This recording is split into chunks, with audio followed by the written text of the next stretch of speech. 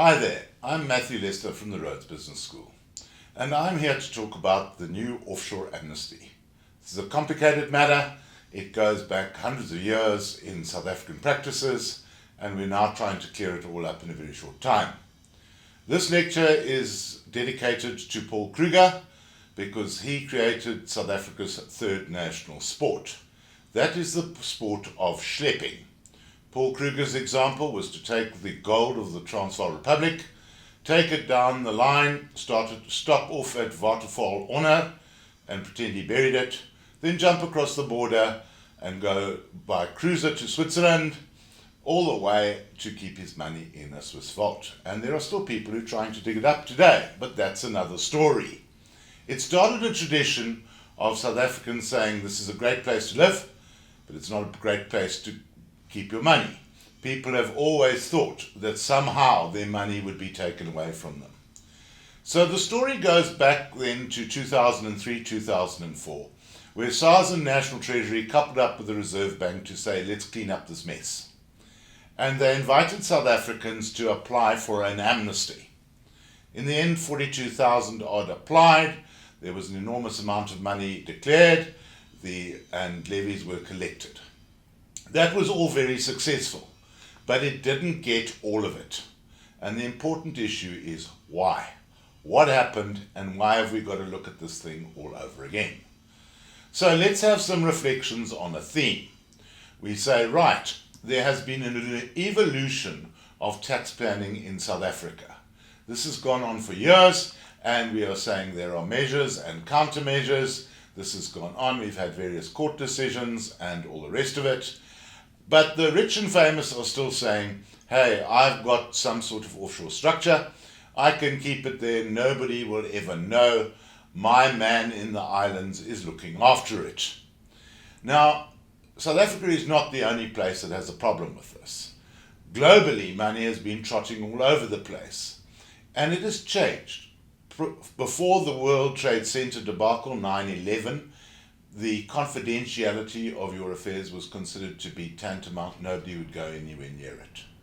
But in the last 10 years, we've seen more and more disclosure of information. Following on from this, it's become more and more expensive to keep your money in havens. And there's a total fuss about now, how do we clean it all up? So what has happened is that when we go back to 2003, 2004, those who had offshore trusts and similar arrangements spoke to their offshore advisors, and they were reassured, you've got nothing to worry about at all. The beneficiary of your trust is the Royal Corgi Association or something like that, and nobody's ever going to come near you, and I'm never going to spill the beans on you. So people sought to put their money in these offshore arrangements, confident that it could never be found or that the system could ever be unraveled. That's changed substantially. What we have seen in recent weeks is the Panama Papers debacle. Now suddenly information has come out. And all over the world we have some embarrassed faces. Even former British Prime Minister David Cameron, who was for years deploring international tax planning, suddenly we find out that his father had a company in Panama. And so the embarrassment continues. And some South Africans have now started to get letters from SARS to say, we have information that you have some sort of a structure in Panama. Would you like to comment? And of course that sells a lot of Prozac and Imodium. Now what we're wanting to do is to clean this matter up. Now, if you look at what's going on in SARS at the moment, they have their new strategic plan, and they're concentrating on customs, yes. But a very big part of what they are looking at is increased tax compliance. Now you can say they've been doing that for years. Well, in part they have, but they haven't really been honing in on the high net worth individual. So there's some other objectives as well, but if we go into increased tax compliance, we see that SARS is now targeting compliance interventions in high-risk areas. And one of the high-risk areas is the high-risk taxpayer, the ultra-wealthy. In the past, SARS has concentrated on about 500 people in this category. If you take it that there are in South Africa, in US dollar terms, about 40,000 US dollar millionaires, they haven't been receiving the attention that was expected. So SARS is seeking to strengthen their management of this.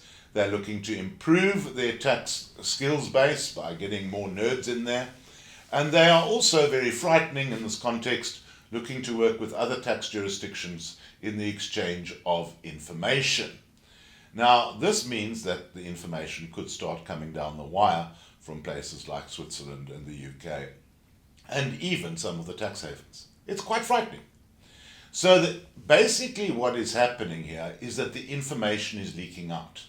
It's not only coming from SARS, it's coming from investigative journalism, hacking of computer systems in the tax havens, former disgruntled employees of the tax havens saying, I've got all this lovely information, maybe I can sell it. Who needs SARS information sharing to get hold of that information? It's going to come down the wire sooner or later anyway.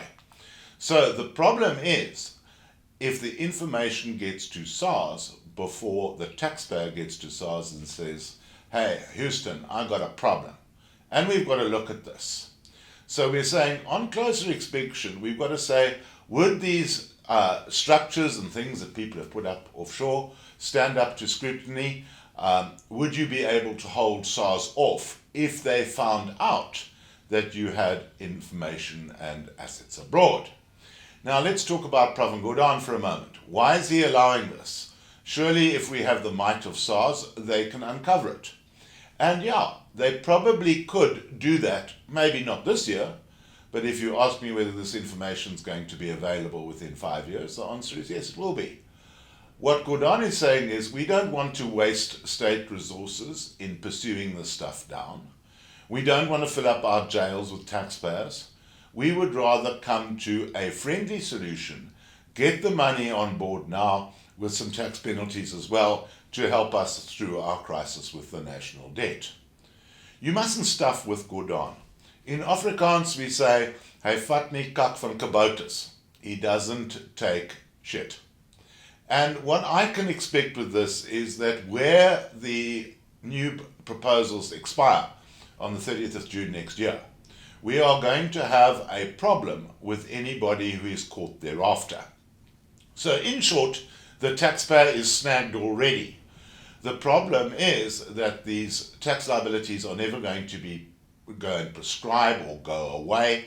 Once information sharing between tax authorities comes along, they're going to be able to go back as long as they like. So the problem is that not that will it be uncovered, rather when. And what would be the implications if SARS found out? Now this is very important when you look at it in the context of the new Tax Administration Act. They can find the stuff. They can go back as long as they want because there's been non-disclosure. They would implement a penalty, I think, of minimum 100%. If there's intentional tax evasion, that can go up to as much as 200%. Then once you've got the tax and penalty determined, well then you're going to pay interest on the whole lot going back over years and years, and that will probably double the bill. And when they finish that, we're going to get the matter referred for criminal prosecution, and that can also land up with a jail term. So my advice for a long time is to say, is this where you want to be? Now the big difference is between 2004 and now, is that in 2004 the advisors came running down to South Africa and said, hey, you don't have anything to worry about. Today the advisors have changed. They've got their own legislation in place which is forcing them to disclose, and they don't want a few miserable pounds of some oddball South Africans sitting grey in their administration. They are as much a driving force to clean up as in fact SARS is. Then you have to say access to your funds in the future. If your funds go grey, they are going to land up in a pool of funds which is also going to include the drug lords and international terrorism, and that money stands to be confiscated. What are you going to be able to do about that? If a problem happens overseas, you're not going to be able to litigate from South Africa. You won't be able to afford the first lawyer. The money will be gone forever. So my advice, quite bluntly, to South Africans about this deal is that you must take it or leave. A lot of people have left South Africa with their money. In the past, they've gone and joined it overseas. We've got some legendary names about that. The problem that you have today is, where are you going to go? Because if you're like me and you're over the age of 45 and you apply to Australia, they're going to say to you, sorry, we have 2 golden rules about Australia. No pets, no pensioners. We don't want old people, even if you've got money. So it's becoming increasingly difficult to follow your money around the world. Right. So let's have a look at this amazing business of the offshore trust. I say the choice of the celebrity. They say, right, pay all my money into an island and there it will be safe forever. Let's look at the tax implications as to what happens with that. And this is where we go to the attribution principles that relate to foreign trusts. First of all, we have a donor, or a donor, as SARS calls him, right? He's the guy who had the money overseas. In the UK, they would call him a settler, right? And he goes along and he finds somebody in an island, a trustee, and he says, here is my instruction to look after your money. So the offshore guy becomes the stooge in the arrangement. He's running the money and you're trusting him. That then looks after a class of beneficiaries. Trusts change on this. Some trusts nominate the Royal Corgi Association or the lifeguards or whatever it is, then comma, or such other beneficiary as the trustees may elect from time to time. What these arrangements don't do is nail down a vested interest on a South African beneficiary. That's how we say, it's not mine. So, what happens is, the person who actually set up the trust was supposed to pay the tax on it. He's what's called the settler. That is where Section 7(8) applies. We just didn't disclose that, really. We forgot about it. Then, if that doesn't work, the true beneficiary is supposed to pay the tax, and we said, no, the true beneficiary is the Royal Corgi Association. So we didn't pay the tax there. And you can't tax a trust, because the trust is not a South African resident taxpayer, of course. It's overseas, it's administered by my stooge over there. I'm not even on the board of trustees, you'd say. How could I have a vested interest? So the message in the past to SARS used to be, well, get stuffed on that one. This income cannot be taxed. Be very careful if you say that. Let's analyze it in a bit of detail by going back over 100 years to the leading authority on non-disclosure and the likes, Zandberg versus Van Zyl, a Watermeyer judgment. He says, when we look at a transaction, we are trying to find out what it's about. And the parties involved can give it a name and give it a shape that is disguised to give it a disguise, not the true intention of the real nature of what we are doing. And when the courts are asked to decide about this, they can only do so by giving effect to what the transaction really is and not what it purports to be. So then they develop this massive Latin maxim for it, and that basically means, in layman's terms, bullshitters will not be tolerated in court. Where we have an arrangement, the true arrangement will be given effect to. So in the context of an offshore trust, we know, and the offshore stooge knows, that the money is being looked after on behalf of a beneficiary in South Africa. That's not on the paper, but that is the true arrangement. And this is what SARS will be seeking to enforce in the future. This can be pushed up another step in the case of SARS versus NWK, a much discussed judgment where Lewis tried to take the principles of Watermeyer a lot further. She said the test should go further and look into the real purpose of a transaction. For if the transaction is only to achieve an object that allows for the evasion of tax or a preemptory law, then you always have a simulated transaction. So Lewis says the mere fact that the parties even behave in terms of their contracts does not mean that there's not a simulation. The charade of performance is generally meant to give credence to the simulation.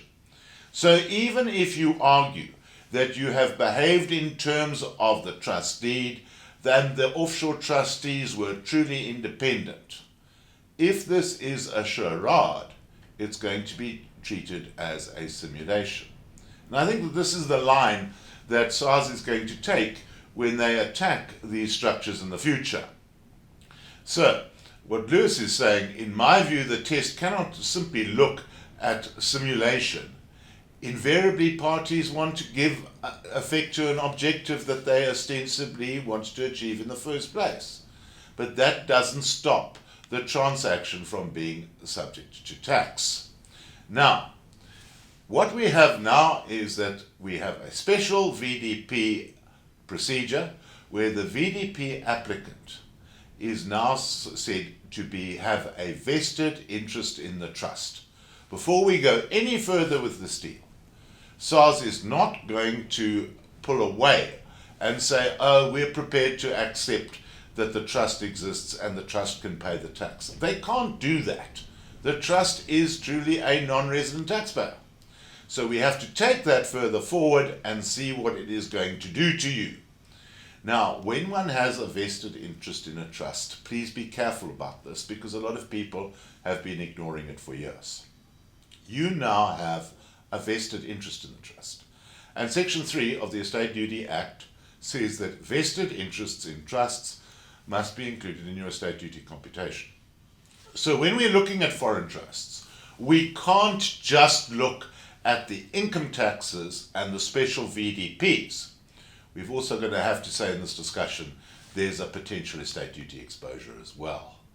And we have to say, right, we have to look at this and say, where are we going to go with this in the future? How are we going to plan our way around it? So when clients hear, oh, hell, my kids might pay estate duty on the offshore trust arrangement when I die, they generally say, oh, stuff that for a lark, I'm not going to disclose. And they run away. And that is, in fact, one of the big dangers about the SVDP, is that people are so obsessed with their estate duty that they'll ignore this thing, but they do so at their peril. So let's get on with it. Let's say these structures are not going to survive the future. The potential penalties for being caught with one of these things are unknown. The legal fees would be equivalent to what Barry charged Oscar. We want to clean this thing up in a nice, efficient manner. So now we go to the new special VDP. And it starts on the 1st of October 2016. They've now extended the period. It will end on the 30th of June 2017. No trusts can apply. You are excluded from this if you are already under investigation. Now, people who've already been caught up in Panama Papers, beware here. The first letters that have come out from SARS on this have said, we'd like to talk to you. They haven't said that you are under investigation.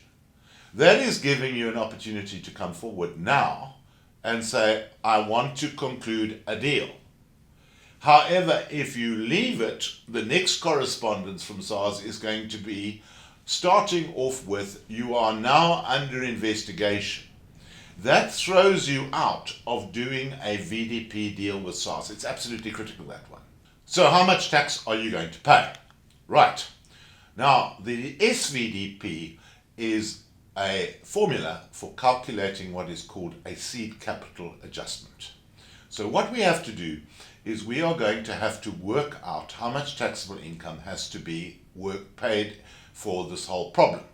And it is covered by setting up two goalposts. 1 March 2010 to 28 February 2015, you will look across that period and you will say, I want to look at the highest aggregate value of my offshore portfolio. You will take that number, convert it into rands, and you will apply a factor of 40%. It was 50%, it's now been reduced to 40. So the 40% should be for 40 rand. And you will add that amount to taxable income. And if your taxable income in the 2015 year of assessment is already over 673,100 rand, which is the case in most cases, you're going to pay a penalty of around about 16% of the highest aggregate value during the period that it was measured.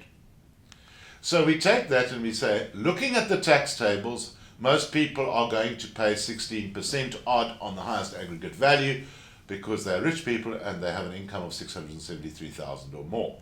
However, if the beneficiary is fortunate enough to have a lower tax rate, they might pay a substantially lower amount of tax. Now, to understand voluntary disclosure, you've got to say the seed capital adjustment is part of the voluntary disclosure program. So we have to go over to the Tax Administration Act and say, how does voluntary disclosure work? And the important thing is that you cannot get there and if you've got a pending investigation or an investigation that has already started. But you have to have been notified by that in SARS in writing before they can apply that provision.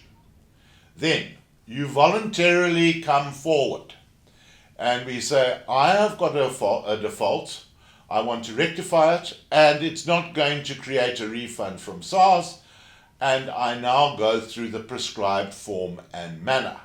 So we're going to have to calculate the seed capital adjustment and get it into SARS through the VDP portal on e-filing. If you've got questions about it, you can approach the Voluntary Disclosure Program and go and discuss it with them, even on a no-names basis. They're quite happy with that. They're looking to sort this problem out, not to aggravate it. Right. Once you get voluntary disclosure relief, this is the package you're going to get.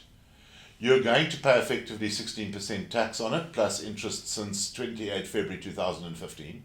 Okay, that's fine. But there will be no criminal prosecution for coming forward, and there will be no understatement penalties, and no administrative or non-compliance penalties. Those will all be written off. That's part of the deal. Then once we've got it settled with SARS and they've looked at it, we will have a written voluntary disclosure program agreement, which is signed off by a senior tax officer, and consequently the matter is finally settled. Now people say, what happens if SARS goes back on its word and all that sort of lousy talk? Basically, there is only one ground for SARS to come back on you on a voluntary disclosure program, and that is that you didn't disclose the whole story. They can also maybe come back on it if you refuse to pay the fine. So, in short, the SVDP is a simple formula that extends the VDP program. VDP remains the driving force behind the program, and in fact, you can still go and claim a VDP application as opposed to an SVDP application. We'll look at that in a moment. So the application procedure is determine the SVDP seed capital adjustment. We add that onto the 2015 taxable income. We put it in through the SARS portal. We have a settle agreement and pay, and then you get on with your life. There are some that say, gee, 16% is too much. And we might look at that, particularly in cases where we have offshore inheritances and things which were not really a tax problem in the first place. You can go and make a normal VDP application. But what this will require is at least 5 years of arrear tax returns to be submitted. And then what we will have to do is negotiate what we're going to do in previous years of assessment. And then a very important aspect of it is that if you go under the SVDP route, any potential estate duty or donations tax that could have been payable is also waived. If you go under the VDP route, you might get a lower tax liability after a lot of graft, but you're not going to get away from the estate duty or donations tax exposure that might be attributable to the deal. You'll also have to do a settlement agreement and pay and then get on with your life. So what we're saying is, yes, you can go the VDP route, that's fine. It's going to be a lot more PT, and please watch out for estate duty and donations tax implications. So, some will be better off using the VDP route, particularly where you have had an arrangement which hasn't produced any taxable income. That generally applies to people who've got offshore inheritances or offshore earnings that were never taxable when the capital became available. Those you might consider, but please, it's going to require a tremendous amount of work to get that saving. And please watch out for the donations tax implications, they are also huge. The SVDP window opens on the 1st of October 2016. ends on 30 June 2017. The VDP is a permanent part of the Act and will continue after 30 June 2017. So now come the problems. Of course, all these deals have legacies afterwards that we're going to have to consider. The offshore trust cannot apply for this deal. It's not a South African taxpayer. That's as simple as it gets. The beneficiary has to apply in South Africa and thereafter pay the tax on behalf of the trust. And what we've got to say is, does that mean that there will be an estate duty exposure later down the line? Quite possibly. It means that you've got a vested interest in a foreign trust. And then we've got to say, is this the type of structure that we want in the future? Do we still want our offshore trusts? Maybe it's better to just have it in our own name. Of course, after we've done the SVDP application, we've got to consider exchange control violations. And going with the SVDP deal is an exchange control deal where they've said, you can come along and sanitize your money that offshore by making an exchange control application. If you bring the money home, we will only charge you a 5% penalty. If you want to leave the money abroad, then it's a 10% penalty, provided that you use the offshore funds to pay the exchange control penalty. If you use your local funds to pay the exchange control penalty, a further 2% is added to the 10%, making it 12%. So, also you will not be allowed to use your 10 million rand per person offshore allowance as a deduction in determining these liabilities. That's that. Future strategy, we've got to say, when we look at these things, what are you going to do in the future? Do we still want offshore trusts, or haven't they become a little bit dated? I've always said to South Africans, by all means invest abroad, but have your money invested by a South African financial institution. Why? So that if anything goes wrong, you can complain locally, so that the financial institution can report all your taxable income for you correctly in Rand ZARs, so that we don't fall in breach of the acts again.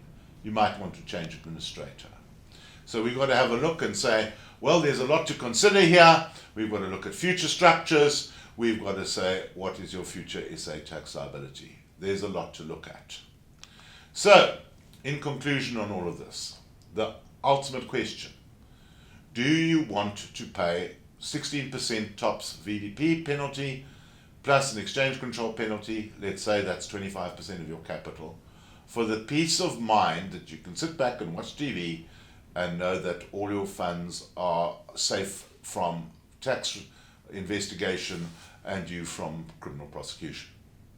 Or do you want to say, I want to keep that 25% and risk it being uncovered in the future by SARS by one way or another, and then a great big court case where there is no relief available to you, not even through the Voluntary Disclosure Program, because the SVDP has ended and you will be under investigation from SARS when they find it.